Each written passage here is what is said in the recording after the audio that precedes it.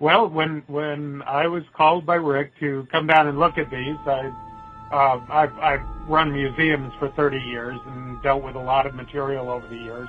But these were a little unusual, as you might imagine.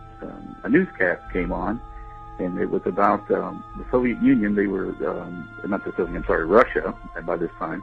They were dismantling medium-range nuclear missiles because of the SALT treaty. So I did some research, and as I was looking at them, I realized that they were quite unique. The design is quite unique, so it was clear that they were launch keys. Well, then I got to thinking, here in the United States, we have a dual key launch system, and I wondered if the Russian system was the same way. I sat there for a couple of seconds, and I said, you know what? I know.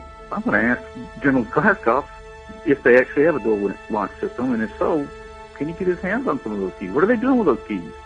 I mean, if they're dismantling these missiles, that means there's got to be keys laying around. Areas that I looked at, the sites I looked at in that, it seemed to me that they were for rocket launch keys.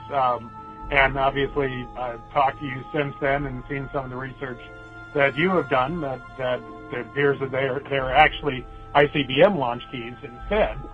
General Glaskov, I want to ask you something that you may not be able to answer. And Glaskov interrupted me. He says, and of course my wife was translating. He says, "You're too late. Somebody's already thought of the deal. They're cutting up the missiles and selling parts from them." I said, yeah, but what about the keys? He looked at me. I said, "Do you guys have a dual launch system?" And he said, "Yeah." And I just looked at him. She said that. I said, "So, what are they doing with the keys from those missiles that are cut up?" They are titanium. They're a titanium alloy, and the whole thing is that the systems that they used used a very high voltage. They got really hot. So you would need to use something like titanium because it would hold up. It wouldn't melt. General Glaskov wanted to come over that night. He had something for me. So I didn't know for sure, but I was suspect as to what it might be. He pulls out this little box, and there they are. There are 10 of these keys. I just said, these are the keys to the end of the world.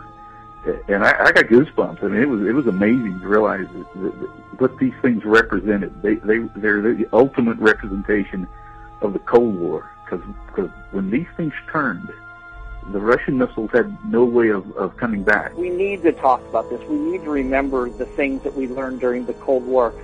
ColdWarMonument.org. The keys that are currently up on eBay that are owned by Scott Pomeroy here, are really the last chance anyone has to own a set, because everything else is in hands that they have requested to kind of hold on to them. So either into a museum or private hands.